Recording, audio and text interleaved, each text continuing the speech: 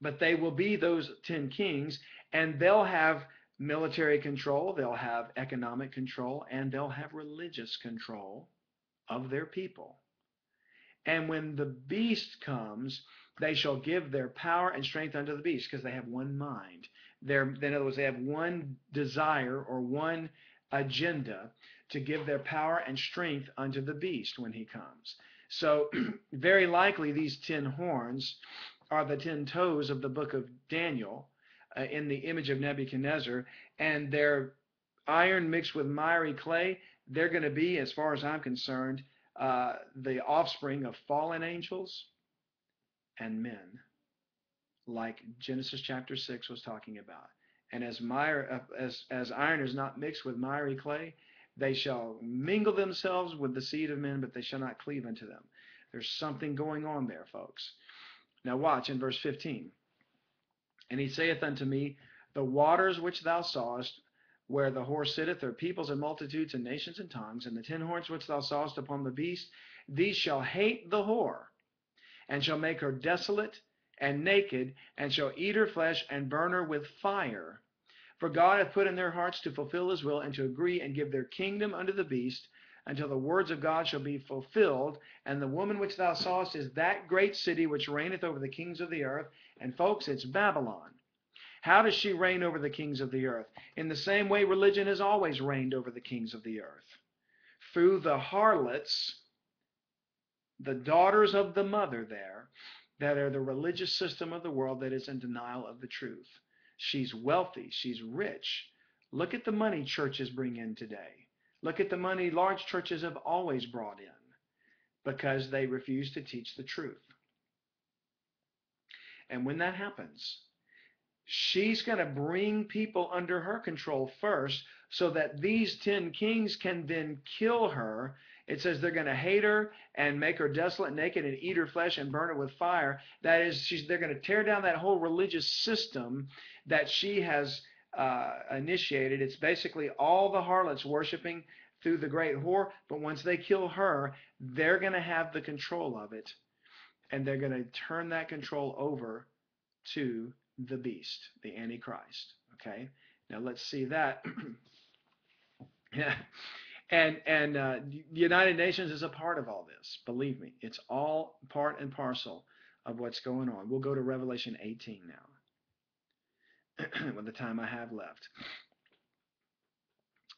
and I guess we're going to have to read most of all this too, because there's quite a bit to cover.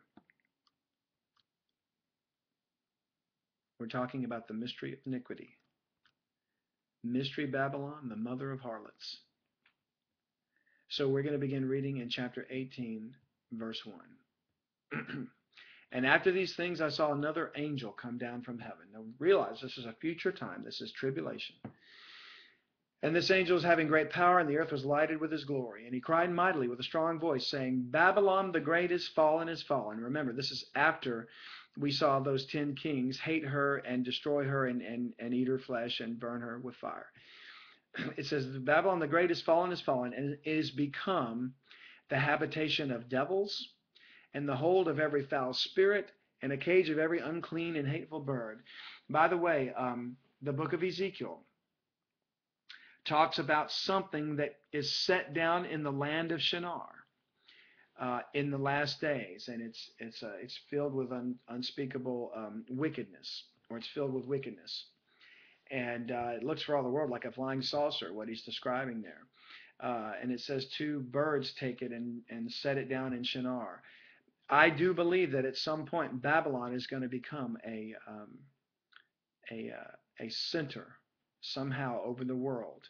I don't believe it necessarily has to be any other city. And if it is some other city and Babylon is its spiritual name, it is less likely to me that it's Rome, and much more likely that it would be Jerusalem. Jerusalem, as there is an antichrist, there's an anti-Jerusalem. And he's going to, remember, set up his image in the temple and everything else in chapter 13. So, that's the only way I can see it, because if you were going to say what city today reigns over the kings of the earth, well, it would be Washington, D.C. But if you, and I have no problem calling that Babylon on the Potomac if you want to, but if you dig a little deeper, and I got to be careful how I say this, but the city that controls Washington, D.C. is not in America. It's more likely Tel Aviv and perhaps Jerusalem. But the point is, it's Babylon. And it says, the angel says, Babylon the Great is fallen, and has become the habitation of devils, and the hold of every foul spirit, and the cage of every unclean and hateful bird. For all nations have drunk of the wine of the wrath of her fornication, and the kings of the earth have committed fornication with her. And the merchants of the earth are waxed rich through the abundance of her delicacies. So notice there's political power intermingled with her religion, and there's wealth intermingled with her religion, because the merchants of the earth are waxed rich. Verse 4. And I heard another voice from heaven saying, Come out of her, my people, that you be not partakers of her sins, and that you receive not of her plagues. Hence the idea that it's a religious organization here. For her sins have reached unto heaven, and God hath remembered her iniquities. Reward her even as she rewarded you, and double unto her double, according to her works. In the cup which she hath filled, fill to her double. How much she hath glorified herself, and lived deliciously. So much torment and sorrow give her. For she saith in her heart, I sit a queen, and am no widow, and shall see no sorrow. Therefore shall her plagues come in one day, death and mourning and famine, and she shall be utterly burned with fire. For strong is the Lord God who judgeth her. And the kings of the earth who have committed fornication and lived deliciously with her shall bewail her, and lament for her, when they shall see the smoke of her burning. So think of it. All the kings of the earth that have utilized religion and have been participants with religion of all types, everything in contrast to the truth of God, have profited from it, and the merchants of the earth have been made rich through her. And when she's gone, they're going to mourn and lament for her, because those 10 kings are going to destroy her, because God said it for them to do so. But then they're going to turn her power, they're going to take her power and turn the governmental power over to the Antichrist. Folks, that's the mystery of iniquity. That's what men can't see. Because if you think, how in the world is one man going to come along and cause all the diverse religions of the world to take his mark and worship him as God? This is how he's going to do it. It's by means of a gradual step of reuniting everybody into a singular government like Babel, back in Genesis 11. So the kings who have committed fornication shall see the smoke of her burning, in verse 10, standing afar off for the fear of her torment, saying, Alas, alas, that great city Babylon, that mighty city, for in 1 hour is thy judgment come. And the merchants of the earth shall weep and mourn over her, for no man buyeth their merchandise any more. The merchandise of gold and silver and precious stones, and of pearls and fine linen and purple and silk and scarlet, and all Thyine wood, and all manner vessels of ivory, and all manner vessels of most precious wood, and of brass and iron and marble, and cinnamon, and odors and ointments, and frankincense, and wine and oil, and fine flour, and wheat, and beasts, and sheep, and horses, and chariots, and slaves, and souls of men. She was rich. The religious system of the world is rich, make no mistake about it. Verse 14, And the fruits that thy soul lusted after are departed from thee, and all things which were dainty and goodly are departed from thee, and thou shalt find them no more at all.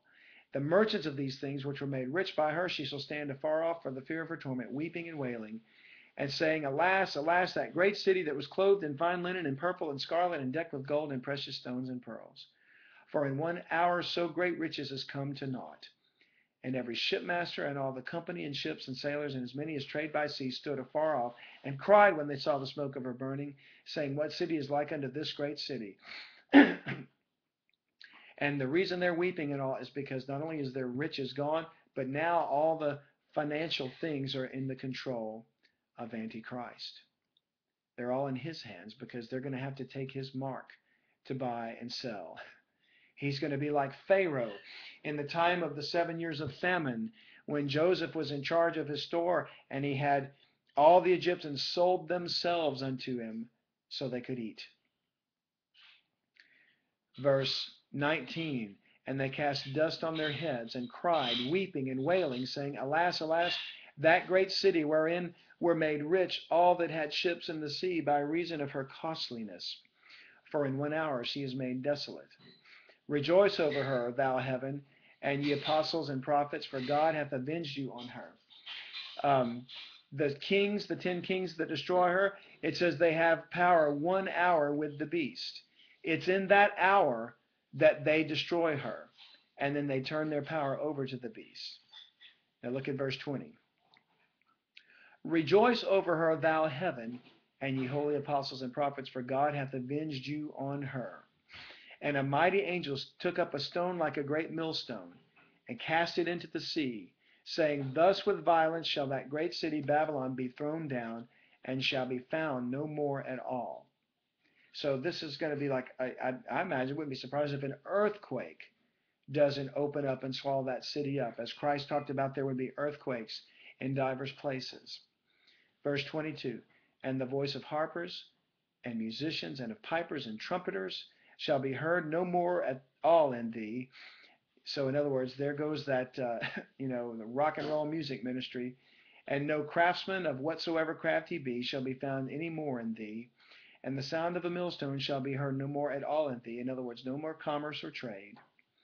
Verse 23, and the light of a candle shall shine no more at all in thee. And the voice of the bridegroom and of the bride shall be heard no more at all in thee. For thy merchants were the great men of the earth. For by thy sorceries were all nations deceived. And in her was found the blood of prophets and of saints and of all that were slain upon the earth.